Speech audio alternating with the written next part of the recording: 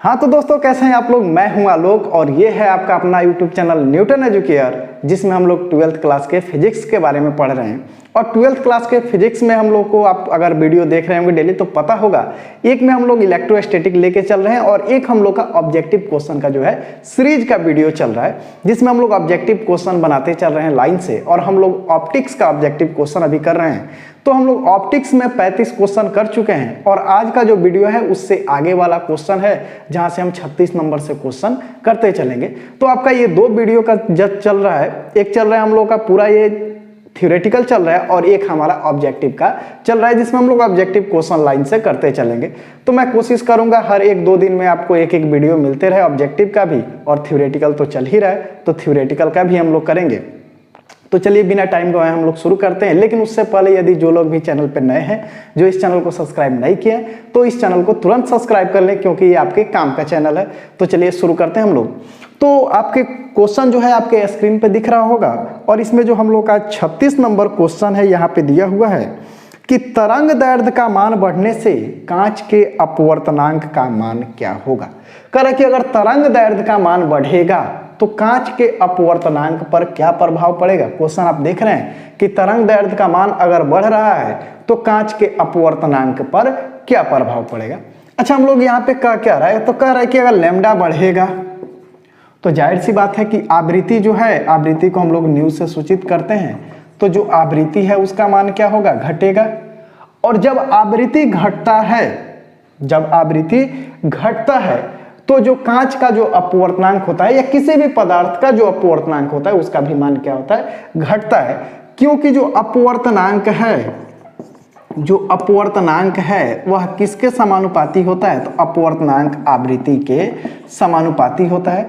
अगर आवृत्ति बढ़ेगा तो अपवर्तनांक का भी मान बढ़ेगा, अगर आवृत्ति घटेगा तो अपवर्तनांक का मान भी घटेगा। तो यहाँ पे कह रहा है कि अगर तरंग दैर्ध्य का मान क्या होगा, बढ़ेगा, तो अपवर्तनांक, जो कांच का अपवर्तनांक है उस पर क्या प्रभाव पड़ेगा। तो अगर हमारा तरंग दैर्ध्य बढ़ेगा तो आवृत्ति घटेगा, और आवृत्ति घटेगा तो जाहिर सी बात है अपवर्तनांक भी क्या होगा, घटेगा। तो इसमें जो आंसर है दिया हुआ है, ए नंबर बढ़ता है, बी नंबर में दिया है घटता है, सी नंबर में दिया है अपरिवर्तित रहता है, और डी नंबर दिया है इनमें से कोई नहीं। तो जाहिर सी बात है कि अगर हमारा तरंग दैर्ध्य बढ़ेगा तो आवृत्ति घटेगा और अपवर्तनांक भी क्या होगा, घटेगा। यानी जो बी नंबर ऑप्शन है वो हमारा सही है 36 नंबर का। चलिए अगला क्वेश्चन देखते हैं। अगला क्वेश्चन है आपका कि जब लाल फूल को किसी हरे कांच से देखा जाता है, कोई लाल फूल है और उसको अगर हम हरा रंग के कांच से देखें तो वह कैसा दिखेगा।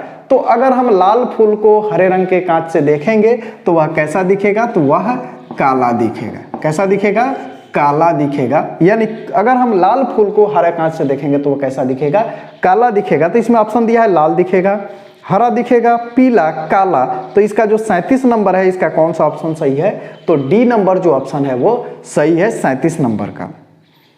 चलिए 38 नंबर जो क्वेश्चन दिया हुआ है, कह रहा है कैसे ग्रेन दूरदर्शक का अभिदृश्यक होता है। एक कैसीग्रेन का है और एक न्यूटन का जो दूरदर्शक होता है।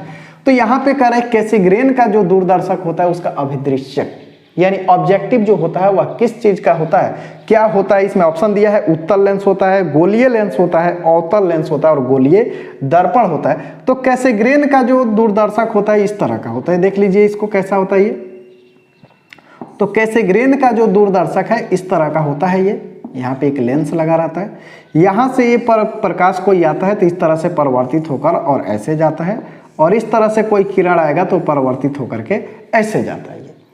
तो ये हमारा है अभिदृश्यक। ये क्या है, हमारा अभिदृश्यक है। और यह जो अभिदृश्यक होता है यह एक दर्पण होता है। और कौन सा दर्पण होता है, तो यह जो होता है ये गोलीय दर्पण होता है।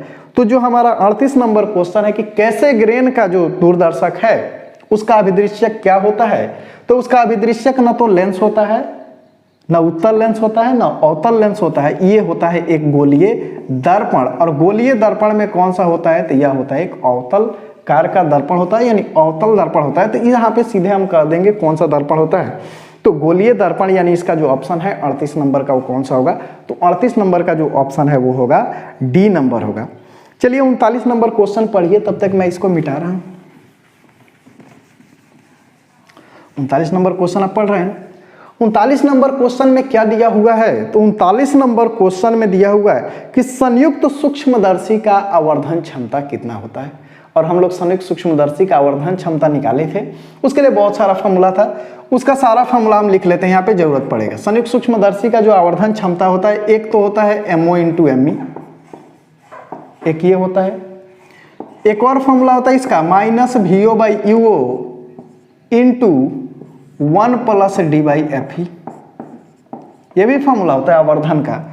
और एक और फॉर्मूला है 3 नंबर, वो होता है -L/FO इंटू 1 + D/FE, ये भी होता है।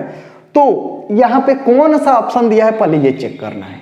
अगर MOME यानी अभिदृश्यक का आवर्धन और नेत्रिका का आवर्धन दिया होगा तो ये हो जाएगा। तो हम यहाँ पे देख रहे हैं जो 39 नंबर क्वेश्चन है कि संयुक्त सूक्ष्मदर्शी का आवर्धन क्षमता होता है, तो ए नंबर दिया है -VO/UO into 1 + D/FE, B number में दिया हुआ है 1 + D/FE, और सी नंबर में दिया हुआ है D/FE, और डी नंबर में दिया हुआ है इनमें से कोई नहीं। तो इसका ऑप्शन जो होगा वो कौन सा सही है? ए नंबर ऑप्शन सही है। क्या दिया हुआ है? -VO/UO into 1 + D/FE। चलिए 40 नंबर कह रहा है कि पतले लेंस के प्रकाशिक केंद्र से जाती किरण का विचलन होता है। अगर कोई हमारे पास पतला लेंस है और उसके प्रकाशिक केंद्र से, पतला लेंस है और उसके प्रकाशिक केंद्र से अगर कोई किरण जाएगा तो उसमें विचलन कितना होगा? और ये कंसेप्ट है, आप कंसेप्ट याद किए होंगे उम्मीद है मुझको, कि अगर कोई लेंस है और ये उसका है प्रकाशिक केंद्र, तो खासियत क्या होता है प्रकाशिक केंद्र का कि उससे कोई भी किरण जाता है तो उसमें कोई विचलन उत्पन्न नहीं होता है, यानी वो मुड़ेगा ही नहीं। तो जब जाएगा तो विचलन होगा कितना का? इसमें दिया हुआ है 45 डिग्री, 90 डिग्री, 60 डिग्री, 0। तो इसका ऑप्शन कौन सा होगा? तो डी नंबर होगा कि इसमें कोई विचलन नहीं होता है, यानी 0 डिग्री यानी 0 विचलन होगा, क्योंकि विचलन रहित होता है वो किरण, उसमें कोई विचलन नहीं होता है। ये भी देख लिए। अच्छा, अगला जो 41 नंबर क्वेश्चन है आप देख रहे होंगे, आपको दिख रहा होगा, जिसमें दिया एक सरल सूक्ष्मदर्शी का आवर्धन क्षमता कितना होता है। सरल सूक्ष्मदर्शी है तो उसका आवर्धन क्षमता कितना होता है? तो सरल सूक्ष्मदर्शी जो होता है उसका आवर्धन क्षमता होता है 1 + D/FE, ये होता है M का फॉर्मूला सरल सूक्ष्मदर्शी के लिए। देखिए कोई ऐसा ऑप्शन है, पहला दिया हुआ है D/FE, गलत है। 1 + D/FE और 1 + F/FE, और इनमें से कोई नहीं, तो जाहिर सी बात है बी नंबर ऑप्शन जो है हमारा सही है। तो कौन सा ऑप्शन सही है? बी नंबर सही है 41 नंबर का। चलिए 42 नंबर क्वेश्चन देखते हैं। कह रहा है कि संयुक्त सूक्ष्मदर्शी में नेत्रिका की आवर्धन क्षमता MO है, जो नेत्रिका लेंस है उसका आवर्धन क्षमता कितना है? MO है, तथा अभिदृश्यक और नेत्रिका की आवर्धन क्षमता, ये हो गया अभिदृश्यक का MO है, और जो नेत्रिका है उसकी आवर्धन क्षमता कितना है? ME है।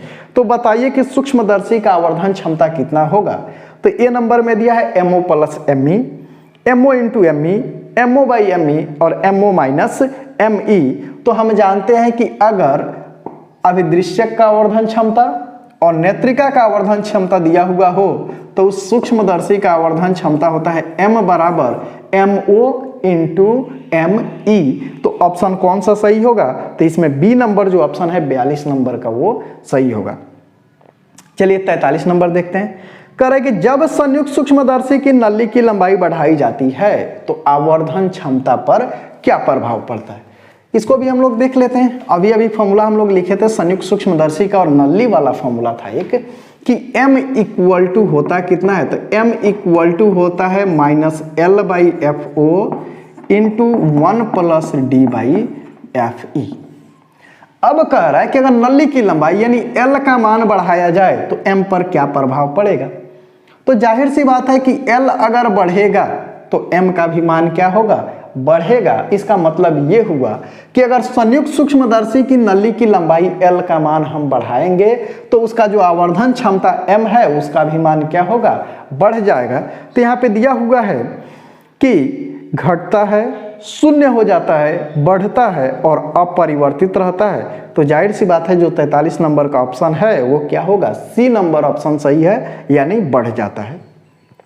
चलिए 44 नंबर क्वेश्चन दिया हुआ है, एक दूरबीन के अभिदृश्यक की फोकस दूरी, दूरबीन है इस बार, सूक्ष्मदर्शी इस बार क्या है, दूरदर्शी दूरबीन है, कि फोकस दूरी, अभिदृश्यक की फोकस दूरी यानी एफओ बराबर दिया हुआ है कितना, 60 सेंटीमीटर, और न्यूनतम 20 गुना आवर्धन प्राप्त करने के लिए नेत्रिका की फोकस दूरी कितनी होनी चाहिए, यानी m बराबर है इस बार 20, तो Fe बराबर क्या होगा। और देखिए जो दूरबीन होता है उसका आवर्धन क्षमता m इक्वल टू होता है FO बाई Fe, तो Fe इक्वल टू क्या हो जाएगा, तो Fe इक्वल टू हो जाएगा FO बाई m यानी 60 अब बटा क्या हो जाएगा 20, तो कितना आ जाएगा 3, यानी उसका कितना होना चाहिए, तो जो नेत्रिका है उसकी फोकस दूरी कितनी होनी चाहिए, तो हम कितना निकाले हैं Fe बराबर 3 सेंटीमीटर। तो यहाँ पे दिया हुआ है 3 सेंटीमीटर, 4 सेंटीमीटर, 5 सेंटीमीटर और 8 सेंटीमीटर, तो इसमें कौन सा ऑप्शन सही होगा, ए नंबर जो ऑप्शन है वो सही है 3 सेंटीमीटर। चलिए अगला जो क्वेश्चन दिया हुआ है 45 नंबर क्वेश्चन कह रहा है कि दूरदृष्टि दोष को दूर करने के लिए, दूरदृष्टि जो दोष होता है उसको दूर करने के लिए, दोष हम पढ़े थे नेत्र में 4 होता है, निकट दृष्टि, दूरदृष्टि, जरा और अबिंदुकता।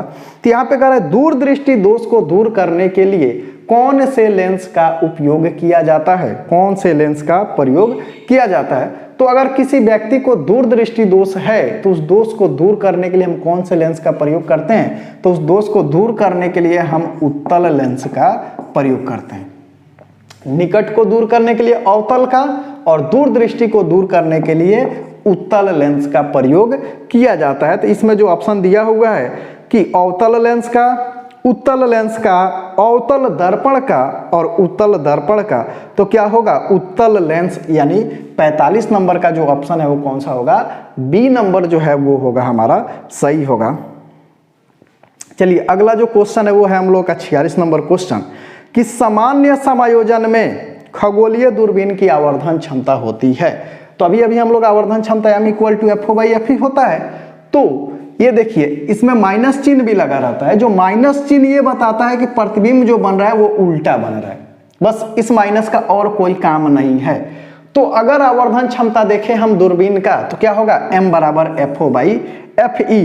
देखिए इसमें ऑप्शन कौन सा दिया हुआ है, तो FO माइनस Fe नहीं होगा, FO प्लस Fe ये भी नहीं होगा, FO बाई Fe, m बराबर क्या होता है FO बाई Fe होता है दूरबीन का, और FO इंटू Fe, तो इसमें कौन सा होगा, सी नंबर जो ऑप्शन है m बराबर FO इंटू Fe, यही सही है 46 नंबर में। चलिए 47 नंबर क्वेश्चन देखते हैं, आपको दिख रहा होगा 47 नंबर क्वेश्चन, पढ़िए तब तक मैं इसको मिटा लूँ, पढ़ करके समझिए उसको क्या दिया हुआ है, क्या निकालना है हमको, कुछ समझ में आ रहा है कि नहीं। चलिए पढ़िए 47 नंबर। हाँ चलिए दिया हुआ है 47 नंबर क्वेश्चन में कह रहा है कि 20 सेंटीमीटर तथा 5 सेंटीमीटर फोकस दूरी के दो उत्तल लेंसों के संयोग से बनी खगोलीय दूरदर्शी की लंबाई क्या होगी यदि प्रतिबिंब अनंत पर हो।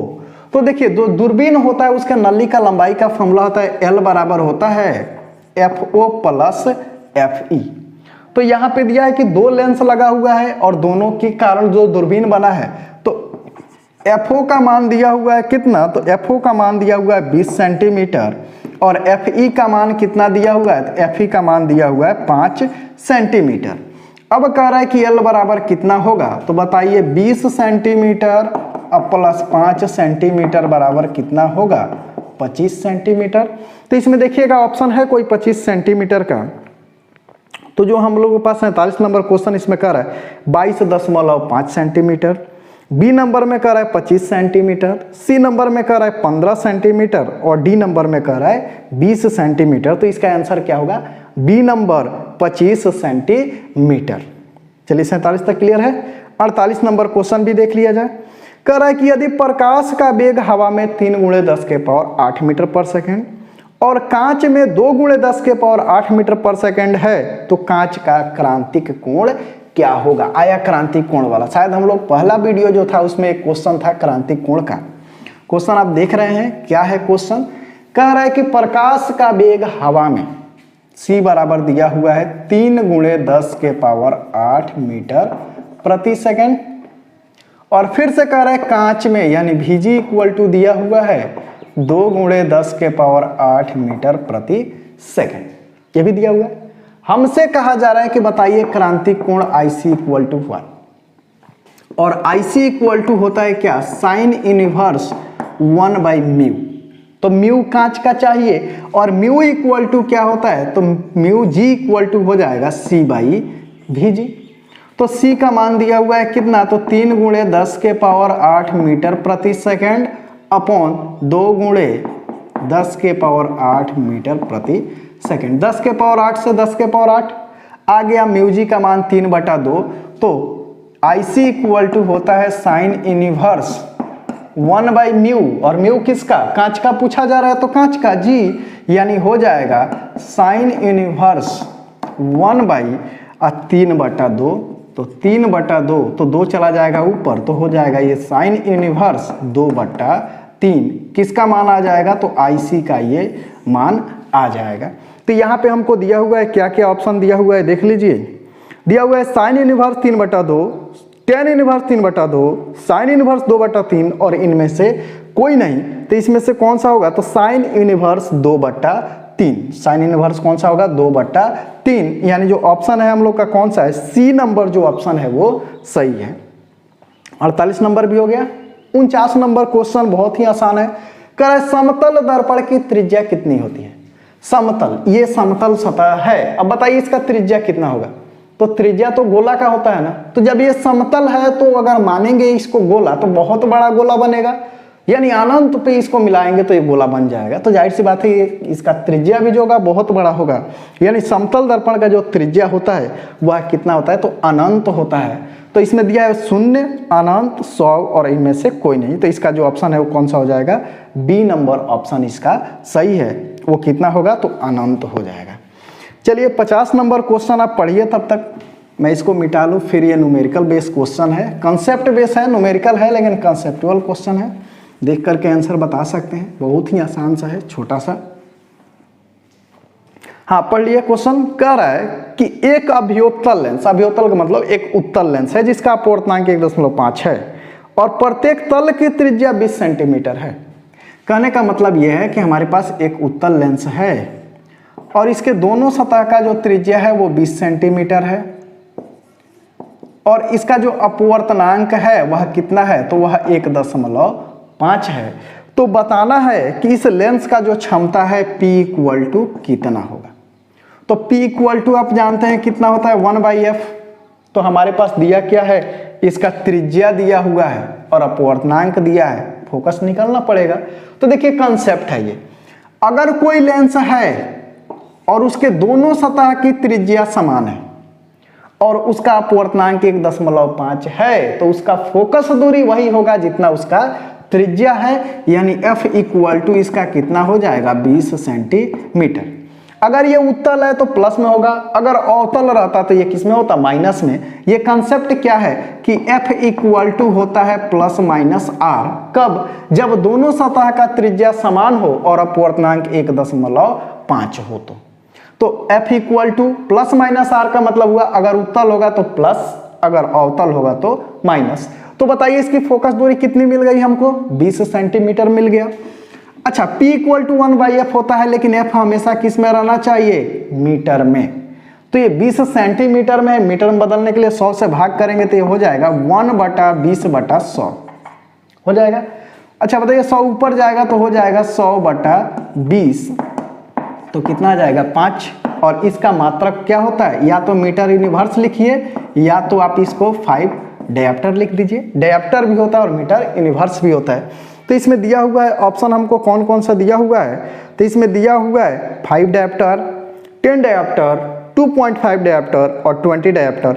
तो कौन सा आंसर हो जाएगा, जो 50 नंबर क्वेश्चन है इसका आंसर हो जाएगा ए नंबर 5 डायप्टर आंसर होगा। तो उम्मीद है आप लोग 50 तक क्वेश्चन कर लीजिएगा। पीछे वाला आप लोग पूरा देख चुके हैं। यदि जिन लोगों को भी नहीं मिल रहा हो तो आप चैनल के प्लेलिस्ट में जाइए, वहाँ पे आपको ये वीडियो मिल जाएगा, आपको चैप्टर वाइज वहाँ पे मिलेगा। तो आप वहां से पूरा कर सकते हैं। फिर हम लोग नेक्स्ट वीडियो में जो 51 नंबर क्वेश्चन है वहां से हम लोग आगे देखेंगे। तो बस आज इतना ही रन देते हैं। धन्यवाद।